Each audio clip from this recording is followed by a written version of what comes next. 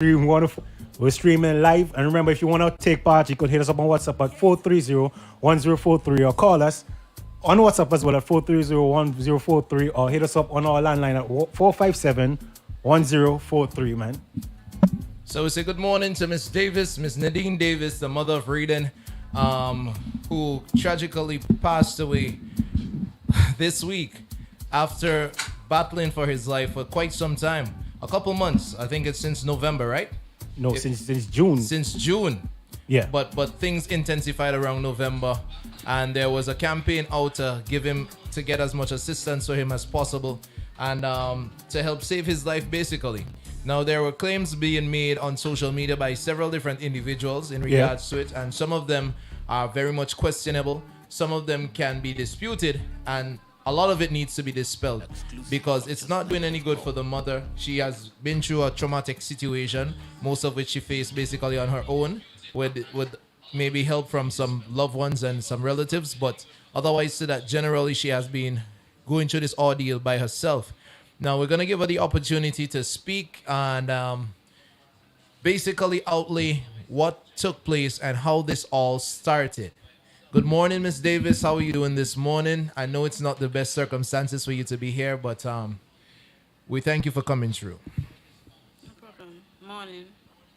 So, how did this entire ordeal start?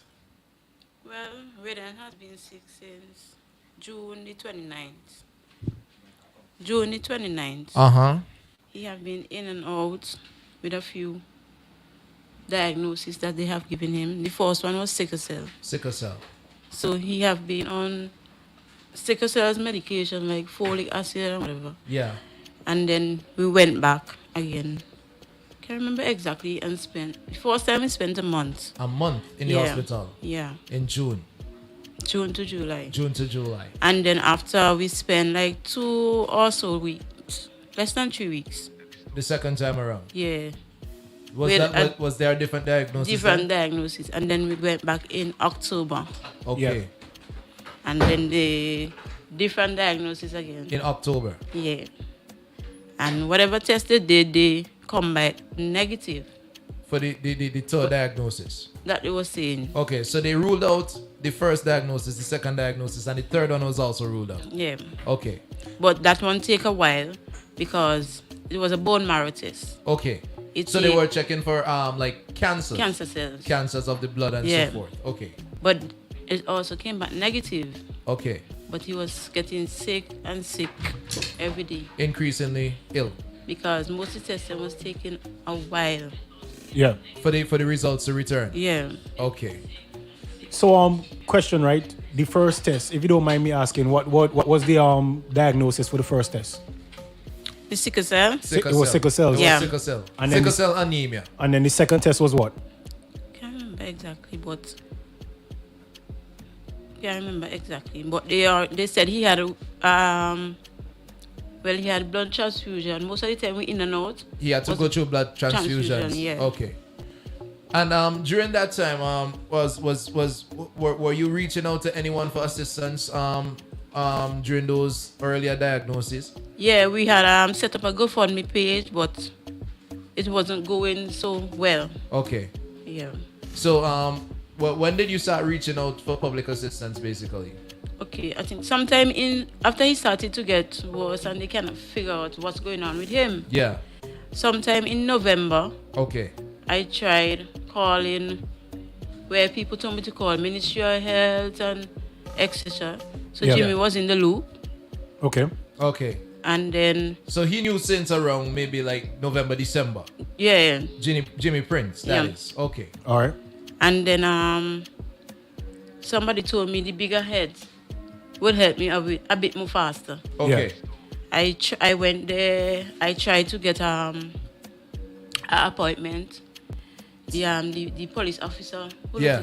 When you say you went there, you went where exactly? The by Prime the Minister, PM, yeah. Prime Minister's office. Okay. Chamber of Commerce. Yeah. Okay.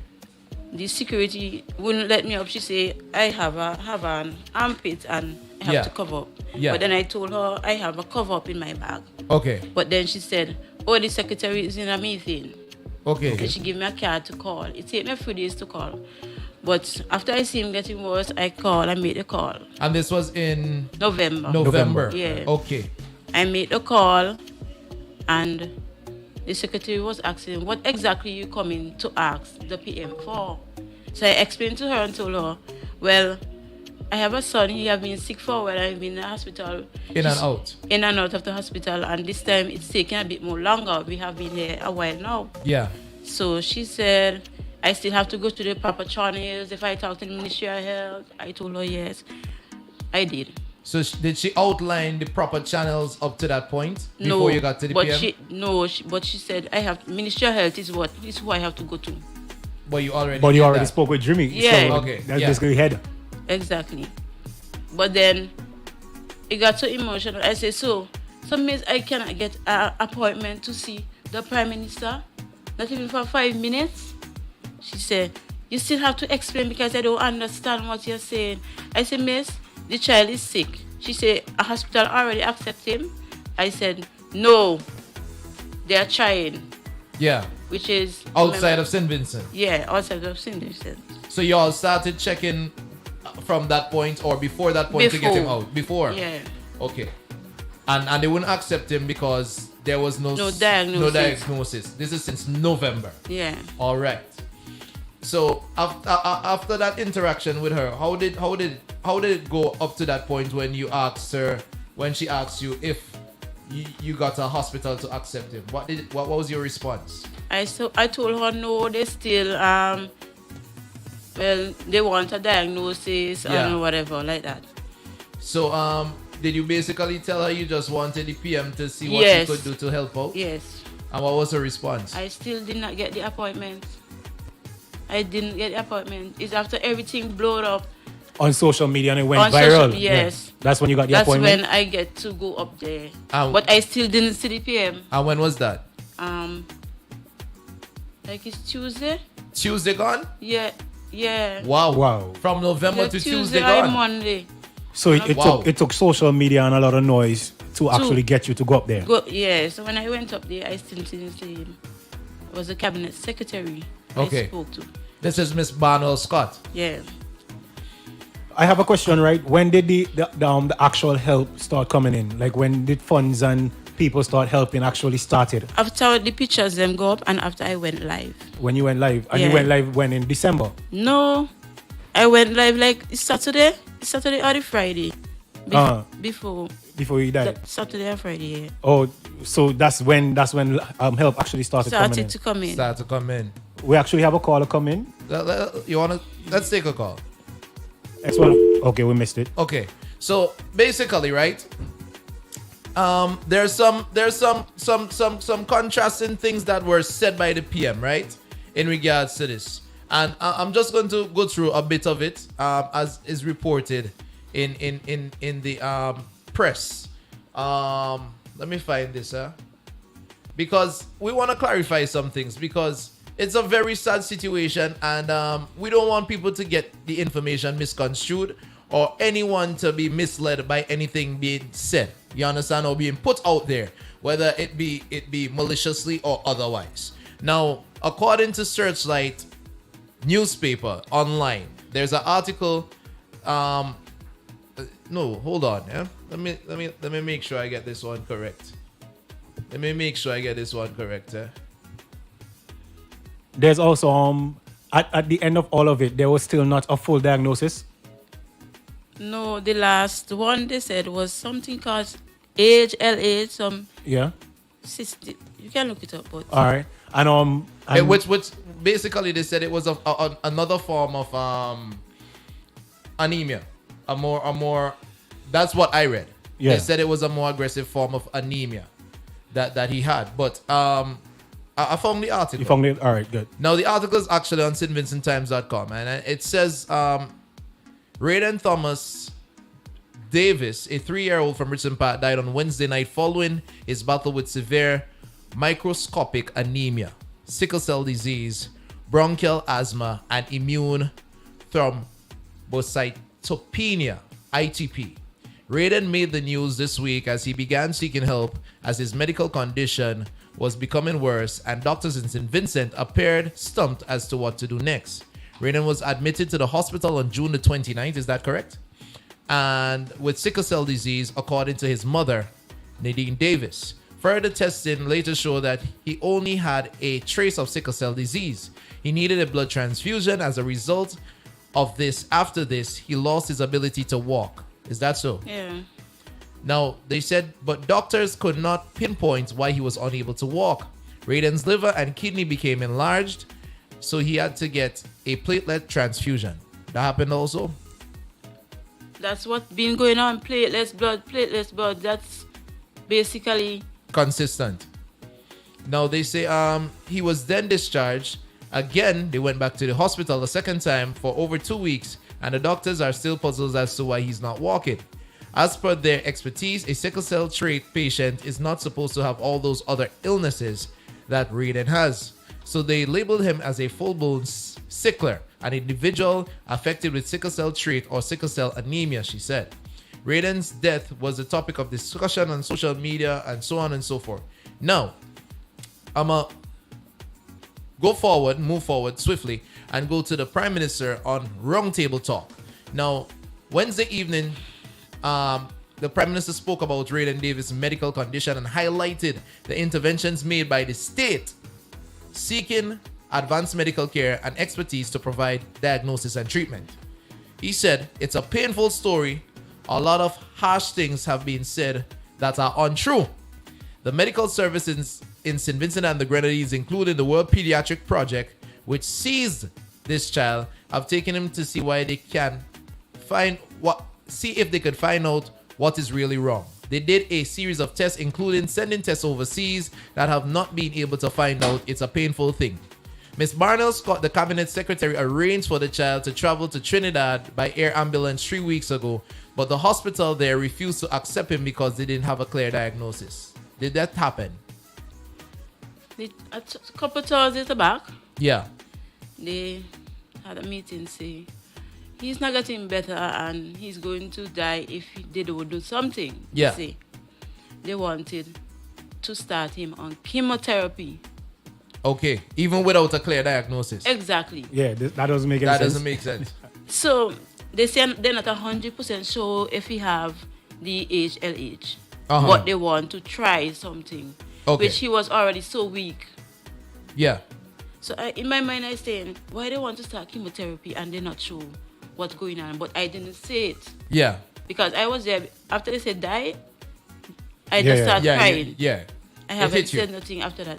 Then a few moments later, when I went in back to meet him, one of the doctors came in and said, Trinidad now contacted them, and it seems, cross our fingers, they might accept him. They might accept him. Then after she went out and come back and said, they have accepted him. They have accepted him. So the doctor said they accepted him? Yes. And this was a couple weeks ago? Yeah, on a Thursday. On a Thursday? Yes. Okay. This was before, this is like maybe in December? Yes, in December? It's early this month. Early this month. Early this month. Early this month, okay. Okay, so I think this was the first Thursday in the month. First Thursday in the month. So the Prime Minister was saying that he was not aware until 3 weeks ago. That's what he's claiming in a video, right? He was not aware from 3 weeks ago, but also that they couldn't have flown out the child because there were no actual acceptance from any hospital.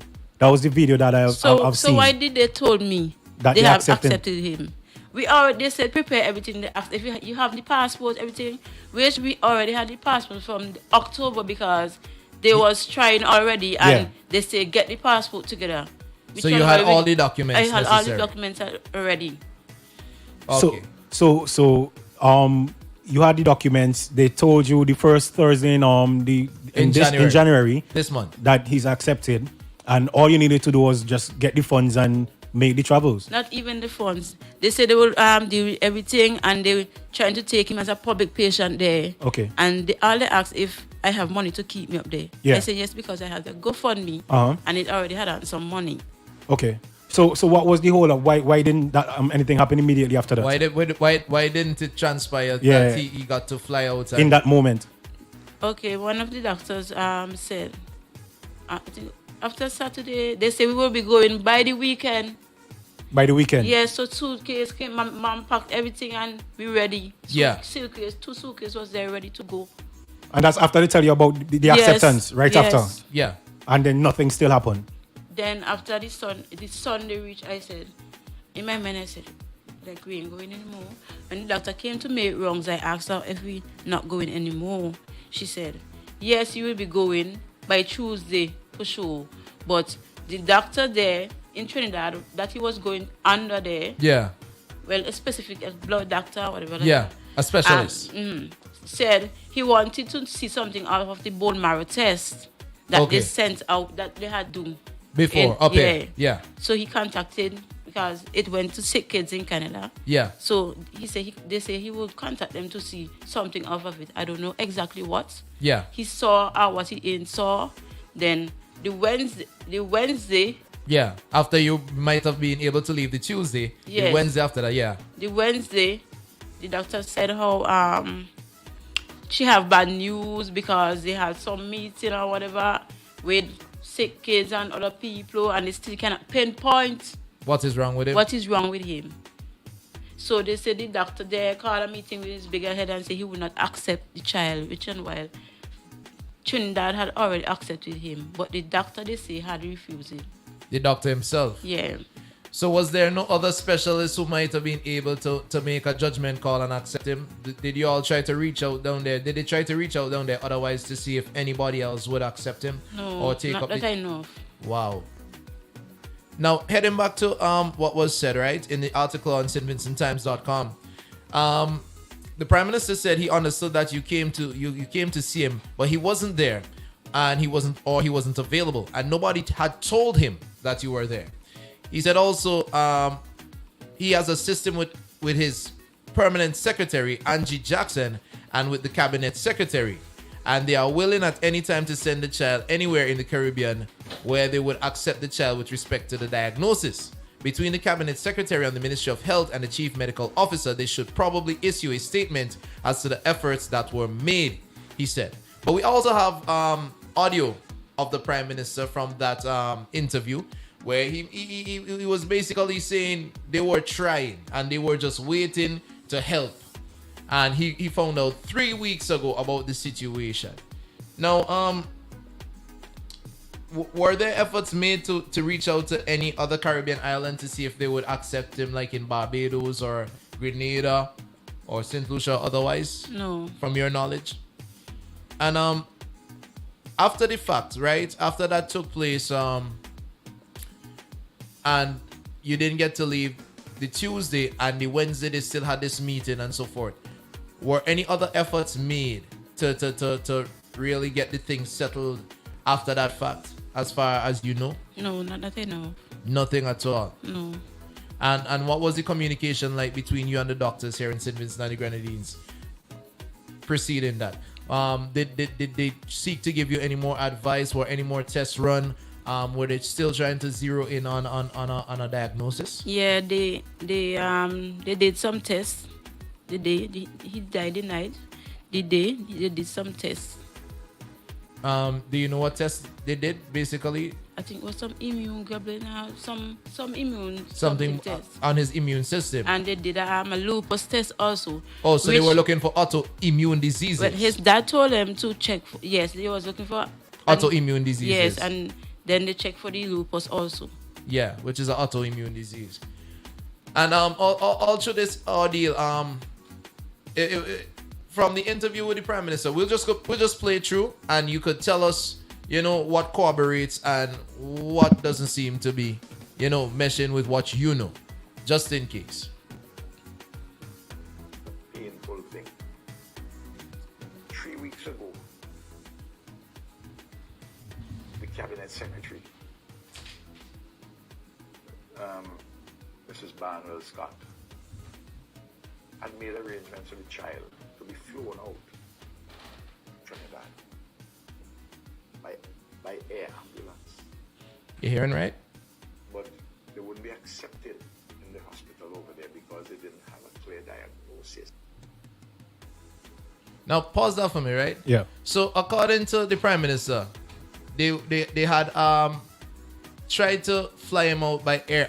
They were making arrangements to fly him out by air ambulance. Were you aware of this 3 weeks ago? They said they chartered a flight. They chartered a flight with Caribbean something. Caribbean Airlines. Air Caribbean. Okay. But did anybody from the Prime Minister office themselves reach out to you? Were you in contact with anybody from the Prime Minister office? No. Even the secretary? No. So how was that information being back and forth on arranged without you being in contact with them or anybody from the Prime Minister's office? I think either the social worker thing said she already. Spoke with them? Yeah, and So they were the liaising with the social worker? Yeah. Okay. Okay. So basically, in your eyes, from your perspective, what are some of the things you first see as things that could have been done differently or could have helped the situation? The test them that they sent away. You think they stay too long to They come stay back? too long. It's like the bone marrow will take about 4 weeks. Yeah. Wow. And the test them they did, the day he died, they said it would take 4 to 6 weeks. Wow. And then he got back, the test he did the day, he got it back the night he died. So I saying, you can rush that test. And they test them before, why not rush those? Yeah. And they said it would take 4 to 6 weeks, and they did it the day he died in the morning, and the test came back the night. One of the tests came back, the result came back the night. The same So they night. put a rush on it. It's the same, they could have put a rush on the rest. We don't to get him there for weeks and months in pain. Understood. The thing is, all of these tests were to send outside of St. Vincent and the Grenadines. Most of them Most of them were sent outside of St. Vincent and the Yeah. Grenadines. And most of them took long until the final time, basically. Yeah. So the first one that was supposed to take four weeks. The first one that was supposed to take 4 weeks. It took 4 weeks? The bone marrow. Yeah. Yeah, it take around that time. It took around that time. Yeah. And the test that sent to Canada as well. It was in Canada, it went. Yeah. Most of the tests went. The bone marrow, and they tested blood first The blood. for cancer cells. And how long did that But take? they didn't. It's like a week that one A week, take. yeah. And then they say they didn't see anything and they want a bone marrow test instead Yeah. because it's there everything. Yeah, so that one take about 4 weeks. Okay. And how was the treatment, if you don't mind me asking, how was the treatment in the hospital? Were you taken care of properly, or were your son taken care of properly? It have nurses that really check for us. Yeah. Nurses and doctors. Great. But some of them is evil. Why you say that? Some of them is not nice. Ah. I can tell you that. Okay. There will be nights that most nights I didn't sleep because he always say, rub my belly, Nadine. He wouldn't call me mommy, Yeah. Nadine. Rub my belly. Sometimes I do up whole night rubbing the belly. Some nurse wouldn't put an eye on us. They will after 12, they can't sleep, Some nurse Sleeping on the work. some nurses they helping me rub his belly whole night till after the shift. Finish. So I can get a sleep. Sometimes I don't want to sleep because he still calls me even though they want to help. Yeah. Mommy is mommy. Mommy is mommy. And sometimes we just want mommy. Regardless Exactly. if the whole world is there, we just want mommy. And throughout the ordeal, right? Were there people coming to give you support otherwise after you went live, or after it started to become public knowledge? Yes, so people much help, so much donations. Yeah. But But some people seem to be saying on Facebook that you took too long to reach out. I think I did. You think you did? What triggered me is a night I was so tired because nights, days he's not sleeping, bawling for pain. Yeah.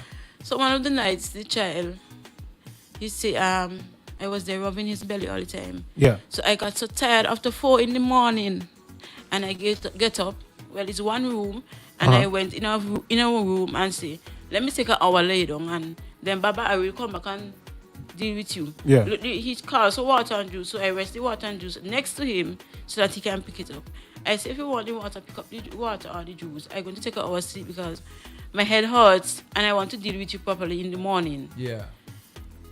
Like after 5, I heard one of the nurses say because they're supposed to station a nurse with us All the time because he's a of the critical situation. patient. Yeah. But most of the time, sometimes we have nurses, sometimes we don't. Okay. Well, is it because the ward was busy?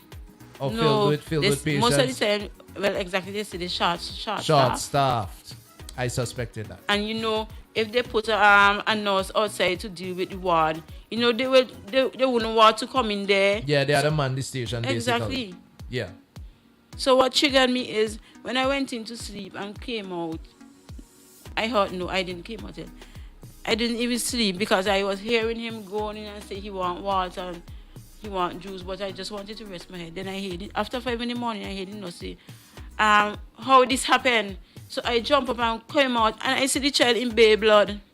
Wow. So that is what triggered me. This site in his hand came out. I don't know how come it came out. Maybe through twisting and turning. It came out of his hand. So the child was there over an hour bleeding out. Wow. Without anybody. Without anybody because he don't have a nurse. Yeah. And I went in to have a nap. Wow. Yeah, because of course, obviously you will be tiring. It will be tiring for It you was to exactly. always I was up all the time. tired.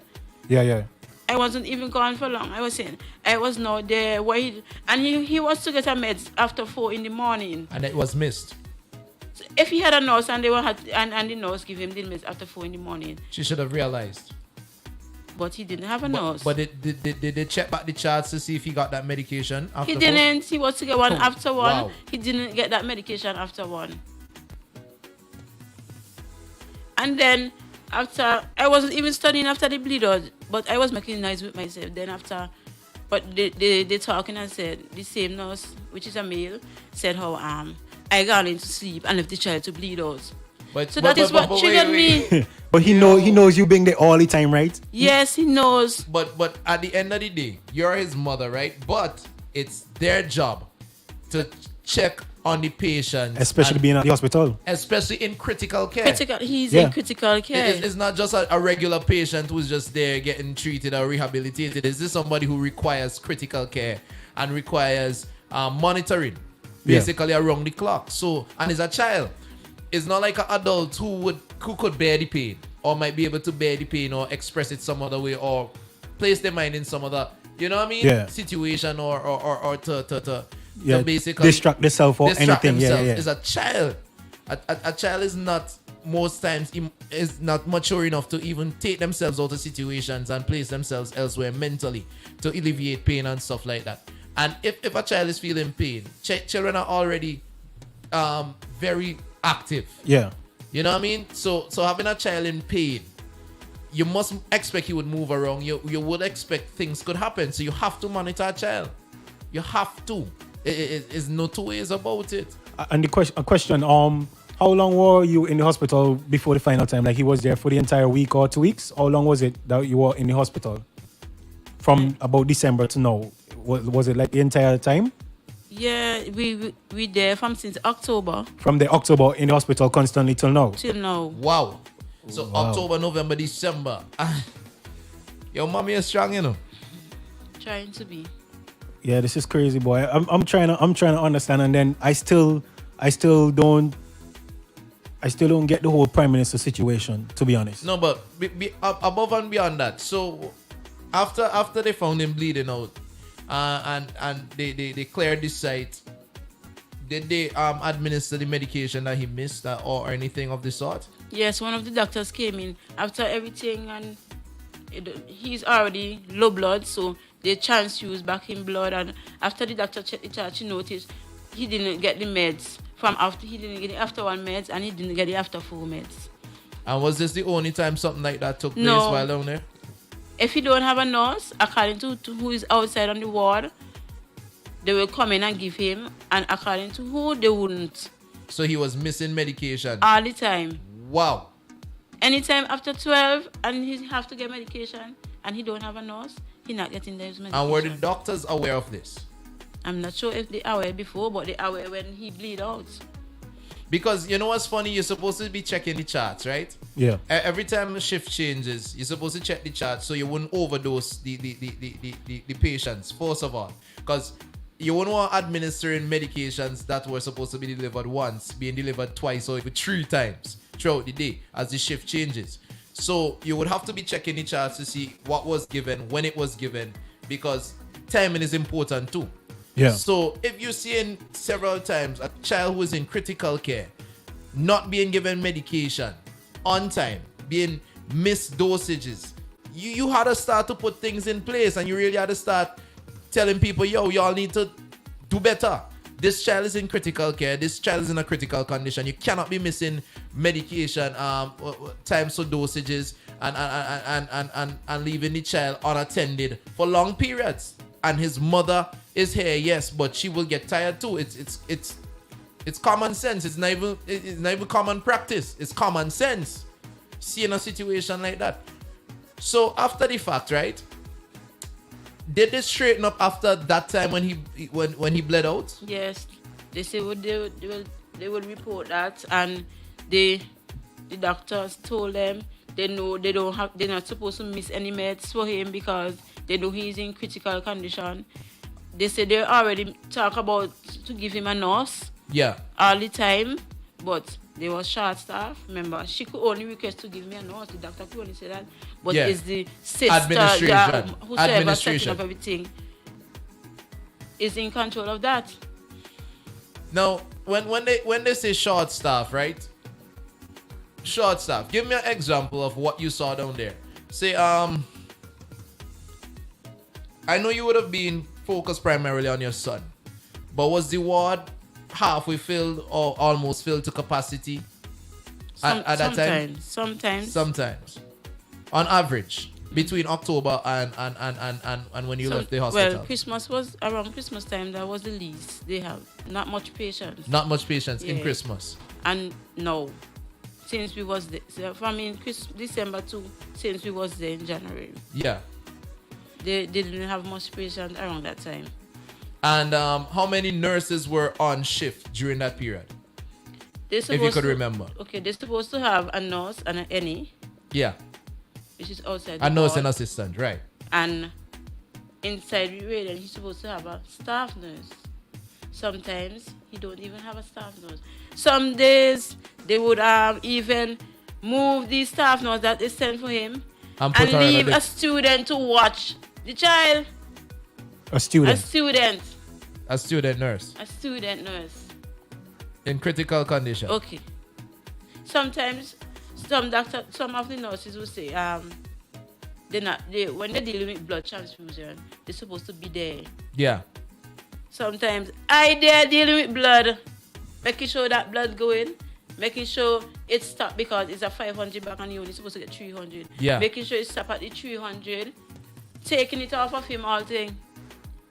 Because Basically, you're right understaffed. now I could come and nurse and because I already know everything around there. And this went on for quite some time. Quite some time. Did you ever report it? No. I talked about it, but not like reporting it. Who you spoke to? Like other nurses, I was like the ones that I would. There were few of them that I could go to and talk to Yeah. and have a conversation with. Good reception. Yeah. I would tell them. I would say, well, last night, imagine I deal with blood for the child. And what would they say? But they would say, not supposed. I'm not supposed to do that. That's all they said? Yeah. Were you aware of any of them looking into it or trying to make adjustments to prevent that from happening again? No. And what about the doctors? Did you speak to any of the doctors who were attending to him in No. regards to that? No. Were they made aware? Do you know if any of the nurses made them aware of what was taking place? I'm not sure. You know, well, I don't wanna bash it, but these things seem very close to malpractice. You know, especially when it comes to a child and a mother who has been at the hospital, stationed there basically from October, and hardly getting rest because you had to be up rubbing tummy. You're still conveying your sentiments to doctors and asking questions to find out, you know, what would be possible to get more help for your child and assistance or get the necessary help outside of St. Vincent and the Grenadines. And then you're missing sleep, you're suffering headaches. I know you're on a chair basically. Well, I was on a chair when we was outside on the ward. Yeah. But then when we went in, I Uh-huh. had a bed. You had a but bed. there was not some sisters, well, some who wouldn't study me, Well, some sisters will come in and talk about it. I'm not supposed to lay down. So, like, if the child doze off, like after 6 or whatever, I will try and take a nap. Yeah. You will hear someone come in and say, I'm not supposed to be sleeping at those times. I'm not sleeping because I'm hearing what they're saying. Yeah. But I just lie down. And all this time, a nurse is supposed to be stationed with the child, but they're making noise with you. Yeah. They're talking about unnecessary things. They expected you to always pay attention since they're not there. Yeah, since they're not there and they hardly giving the child a nurse, they expect me to be watching him all the time. You know that's 24/7. You know that's don't not sleep actually. in the day. Yeah, You know don't that's sleep in the night. That's not actually your job. Always your child. Once he's in the hospital domain, that's not actually your job per se. You know, you should have been able to go back home as well, take a rest, shower, and come back. I don't go home. But I never went home. Let me ask you a question. Throughout the ordeal, right? Where was Rayden's dad? Was he allowed to come and even stay sometimes? He was overnight? overseas. He was overseas. And then he Oh. got in Tuesday and the child died Wednesday. Wow. This is sad, man.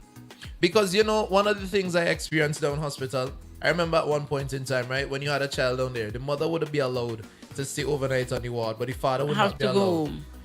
Yeah, so even when the mother was drained to the core, the father could only come and stay during the daytime hours or up to a certain point in the night and then they run you. That's still it. That's still it. Yeah. I find that's foolishness. Yeah, that's crazy. That's crazy. I find that's utter foolishness. You know what I mean? Because, if a man want to be with the child and so the mother could get some rest. Unless the child don't have a mother like in the picture. Yeah, that's and the only other father. The father is alone. Those are some of the things that need to be changed. But those are from old rules from way back when that way never back updated. when Yeah, stupid Outdated. rules. yeah that's Outdated. never updated. Yeah. Outdated. And these things need to be reconsidered because I know one of the things they used to say is, okay, it's nurses and young children on the ward, and if a man was to this, they might can't deal with him because he's strong and he built differently. But hospital has security. Yeah. You know what I mean? So you should, if you know or you feel a type of way or you suspect, something might happen or you believe something might happen, you put things in place as preventative measures. But you can't afford to have a child there. The mother is basically down and out, tired to the core, being drained every day, being there with her child, day in, day out, and the father is available and he can't come at pivotal hours to take over. You understand? The administration of the hospital really needs to look into this, and if you need to provide more security on the pediatric ward to facilitate fathers being able to be there with their children so the mothers could go home and get adequate rest, you need to do that. If a child is supposed to get medical attention around the clock from nurses and be given critical care, you're supposed to provide for that. And if that is not happening and you're seeing it on the charts that the child is missing medication, missing dosages of medication, problems with sites getting ruptured, transfusions not being monitored, and all of that weight is left on the parent, somebody needs to answer. That doesn't make sense. That makes no sense. And we're speaking about healthcare, and yes, you might have reached out late, but how much could you have done? How much could anybody have done in that situation? Because it's one thing, right, to see your child suffering. It's the next thing to not know what your child is suffering from. And in between, you have to be at the hospital to deal with your child and still trying to reach out for help. Yeah, the mental state alone on that situation. And I There's show a you lot of strain. Yeah, I show you was strained mentally and trying to actually pay attention to your child, and somebody else should have been the one to handle the whole reaching out and donations. But then again, the father was overseas, so it was all on her. So, in terms, I know you mentioned the social worker. What role was the social worker? Was the social worker aware of some of the things you were going through while on the ward? No. Did you reach out? Did you have a direct contact for the social worker? No. I think she had given me one, but I never saved. And I never had contacted her. With like that. So, like, if I said, like, I can't afford something that, she would come in that and point. step up to the plate.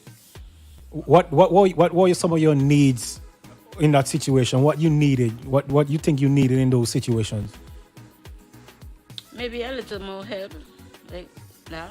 But to say food and stuff, I had help from father to Yeah. for the buy food. food because Yeah. he wasn't eating from the kitchen. So Yeah. I had to go out every day and get Food for him. But breakfast was his family was sending breakfast Yeah. every morning. Yeah. But dinner and lunch I had to go out and get that for him. Question: was he on a special diet?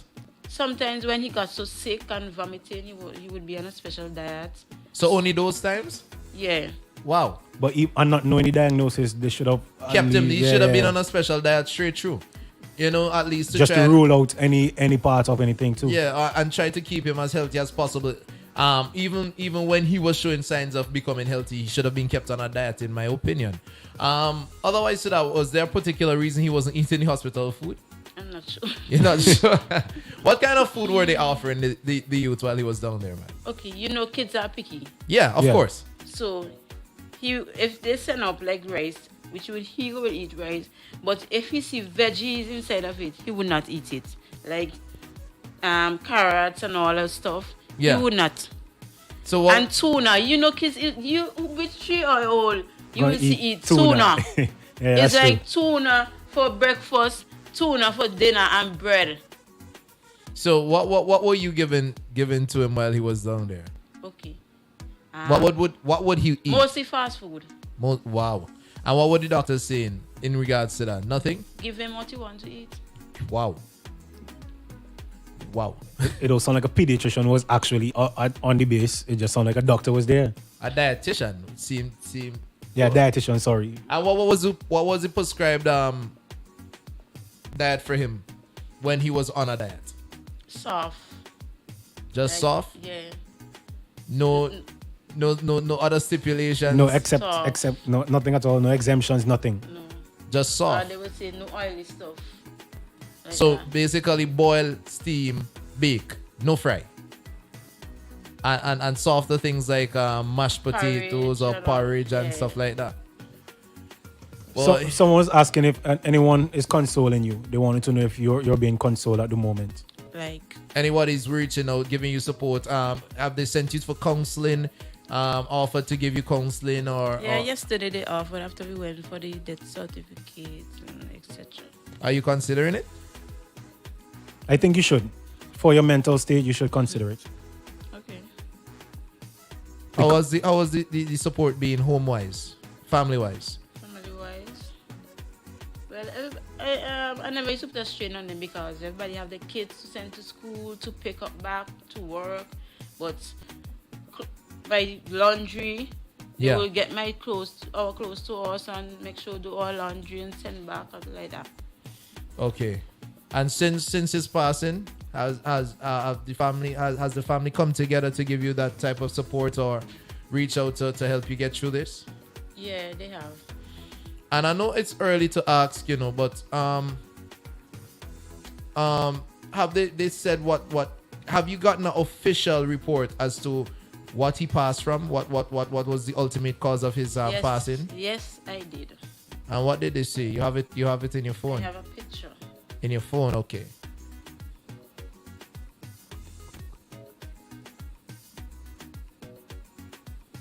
So, people, you could link us 4301043. We're here talking to Rayden Davis's mom. Her name is Nadine Davis. A listener also asked if that was your only child. Well, Yes, it you was. want to read this out? You can read it out, So yes, it was your only child. Yeah. Okay. So, the medical certificate of cause of death for Mr. Rayden Isaiah Davis. I'm not going to read out all his names. It seems to say They still put the HLH, which Yeah. is the long word there. yeah, HLH. But you see, boy, this is the next thing, eh? It's hard to read because of the I'll put it up to the camera, but it's hard to read because of the handwriting of who wrote it up. You know what I mean? It's kind of difficult to read. But it seems to say hemo. I know hemo has to do with blood, lympho, histolo something, but you can't make it out properly. But it's saying it's a congenital immune deficiency, as the Antecedent causes, morbid conditions, if any, giving rise to the above cause, stating the underlying condition.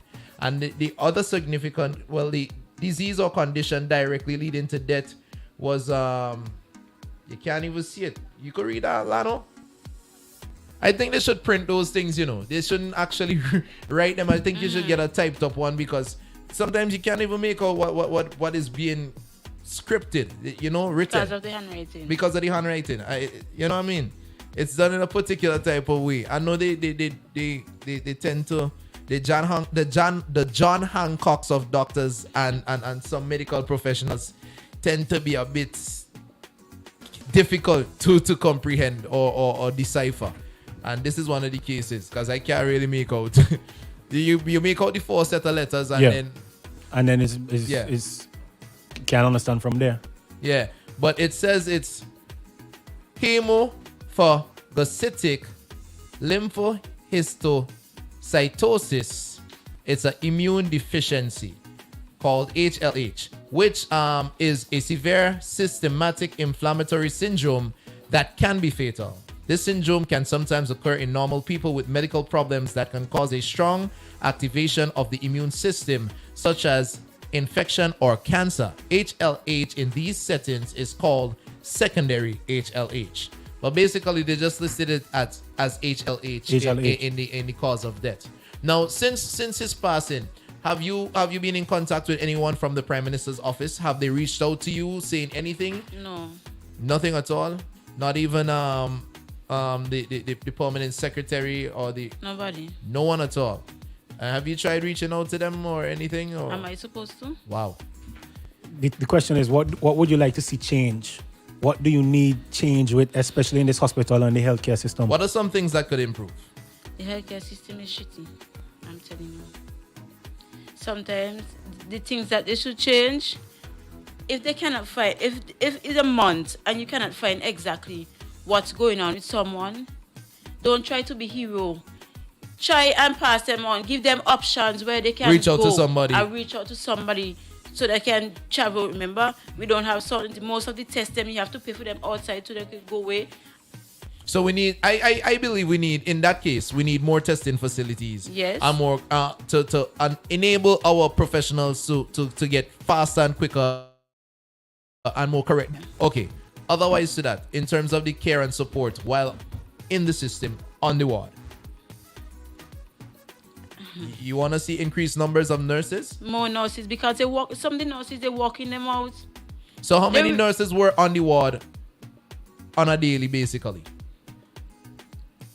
2 for the entire ward. 2 staff nurse and any assistant. a nurse is an assistant. Sometimes it's only a staff nurse alone, not even a nursing assistant. For the entire ward? Yes. Wow. So it's severely understaffed, generally speaking. Yeah. Most times. And what about medications? Were a lot of the medications available at the hospital, or you had to That's the send biggest outside? problem. That's the biggest problem. Not everyone can afford to go out all the time and buy medication. Sometimes simple things as paramal, you have to go out and buy. Wow. Simple things as folic acid, you have to find money and go outside and buy. Not everyone have the money to always find. And with RAYDEN, we always had every day is something I have to go buy. Almost every day you have to go out and get a medication for something because they don't have it. Wow. And in terms of the support from the social welfare, anything you think they could do differently or step up with? Well, for me, after certain things that got expensive, they would help. Okay. Because there was the last thing they helped me with was a drug that cost $185 just for a dose in a thing. Wow. I bought one, but then they said they needed more. And you couldn't afford it. And I could not afford it, so they stepped up. Put me on to them, so they did.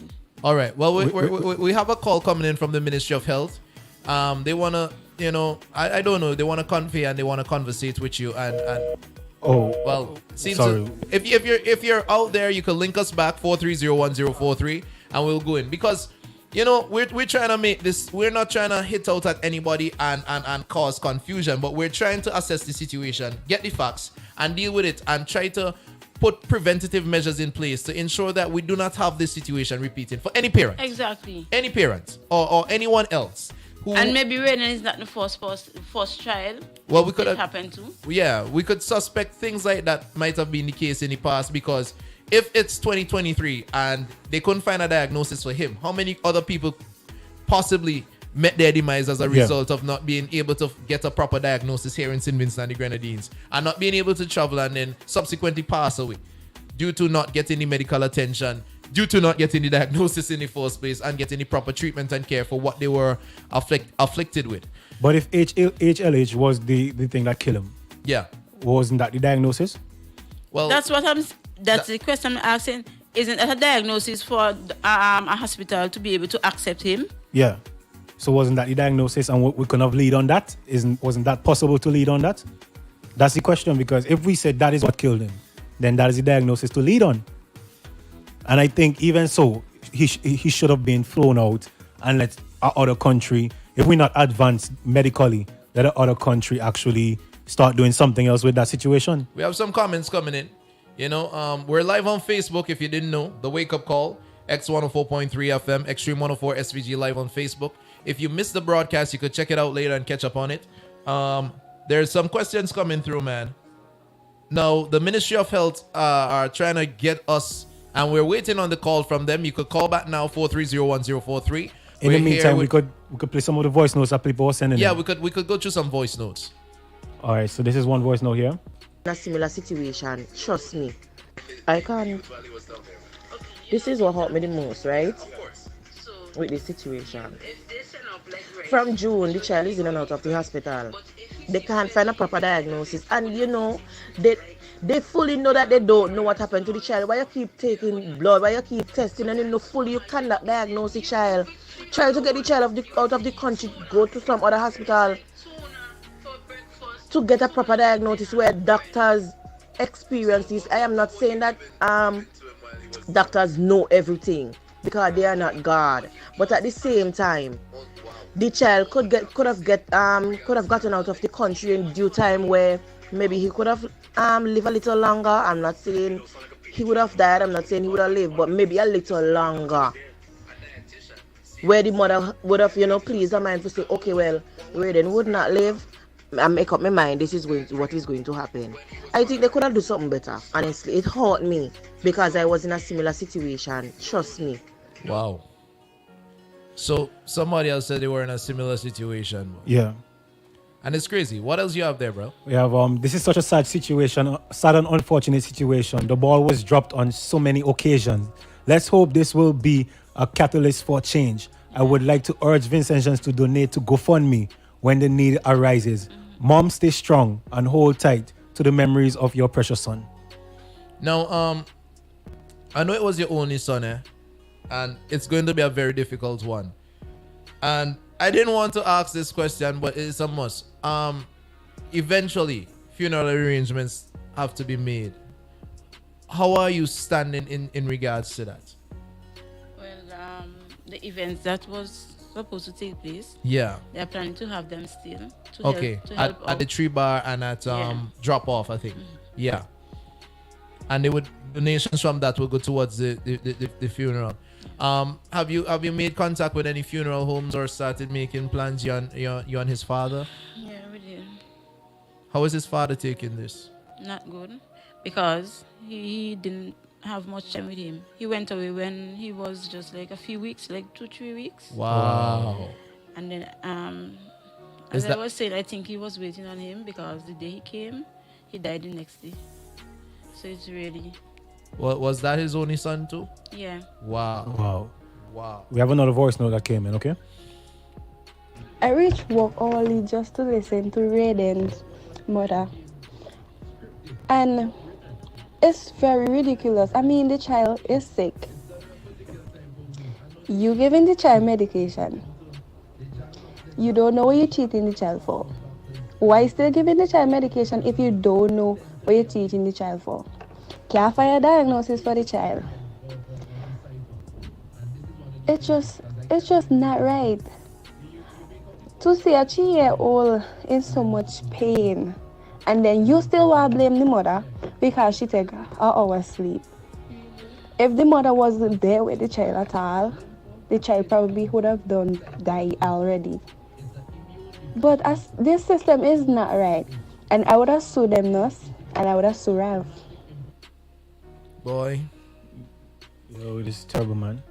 Someone says, yo, Icon, over 2 years now, my brother's sick and I've paid for a blood test. They say CAT scan on more than one occasions. Brother, I don't know what is going on in Vinci.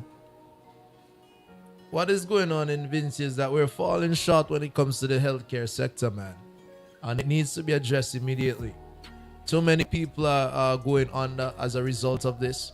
And they mightn't want to admit it, but the stories are out there. The facts are out there. There are people who cannot be diagnosed here and they cannot get overseas to get a proper diagnosis or get treated. And nothing seems to be done in regards to it. And we come back to situations similar to these time and time again. You can't always blame the medical professionals. Sometimes they don't have the tools that are necessary for them to perform their duties adequately. And we've been reaching out to the government and on different platforms. Many people have done lives over the years and they can't see the dossier because anytime something else comes up that is controversial that might hit them personally, you hear them calling people internet crazies and all kind of different things. So they are aware of what is on the social platforms. They know what is going on.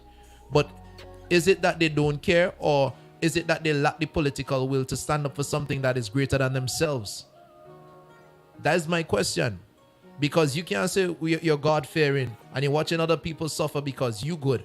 You ain't really considering doing something about it to prevent people from losing their lives, to prevent people from losing their loved ones. In times of peace, children bury their parents. In times of war, parents bury their children. And we're not at war, brother. We're not at war. This is ridiculous, bro. We have another voice note coming. I think this is the final one here. Good morning, guys. My deepest sympathy, condolences to this young lady. I could only imagine what you're going through. And guys, the interview is going on too long. You don't want to question this lady about her son. What she's going through right now, the kind of emotions that's going through her mind, her head, her entire being right now. I think there's too many questions shooting at her at this point. Maybe you can get her back after later on to do this. It's too fresh, and I feel for you. My heart reach out for you, young lady. My heart reach out for you. Now, what you went through is unexplainable in my opinion, right? But let me say this here. It is time enough that the powers that be in St. Vincent and the Grenadines get up off their backsides. And I say that with no apology, where healthcare is concerned. We can't keep boasting and bragging. We're doing this, we're doing that, we're doing this. And every time somebody goes to the hospital, they have to seek overseas attention. Barbados, Trinidad, St. Lucia, Grenada. We are calling every single country except St. Vincent. What are we doing about the state of healthcare? What are we doing about the lack of specialty doctors in St. Vincent? What are we doing about the lack of nurses? We are boasting about the amount of nurses we put through nursing school. Where are they? They're migrating because the working environment is terrible and it's poor. Now, I understand what this woman went through in this hospital with her son. Now, if every person who have a child in the hospital have to be there with them, or not even a child, an adult, have to be there with them to make sure that they're being taken care of. then the hospital is going to be full and overcrowded. We need nurses in the hospital. We need doctors. We need specialty doctors, whatever you call them. Specialists. We are boasting about medical center in Georgetown. I took someone to the medical center once, and there's no doctor in the center. They have to leave from Georgetown after traveling for half an hour or most to go to Georgetown. They have to leave in the hospital in the ambulance to go to Kingston. What are we doing about this? People are dying unnecessarily. What are we doing about it? This is for the powers that be to fix. Otherwise, we're just spinning top in mud. Young lady, again, my condolences to you. And I pray that God would comfort you and keep you in these times. Now, people, we got to go. But for those of the public, out there in the public, who would want to reach out to you, mommy, to give you whatever support, is there a contact number they could reach you by, or any means of contact, or email address, or Facebook, or anything that they could reach you by if they wish to give you some support? Could you call it out for us? Yeah, my phone number is 433-2983. That's 433-2983. Yeah. And your Facebook is? Nadine Anna Davis. All right. And any emails? Or the Facebook and the phone number is fine. Nadine Davis 19 at outlook.com. Now, mommy, in parting, is there anything you would like to leave with the nation? Anything you'd like to say? Anybody you want to say thanks to? Anybody? Anything you want to express? Now's your time. Just free up and express yourself, man. For everyone that have been helping, that have reached out, sending their condolences, thank you. Thank you very much. Anyone that reach in my position and they want to speak out, speak up.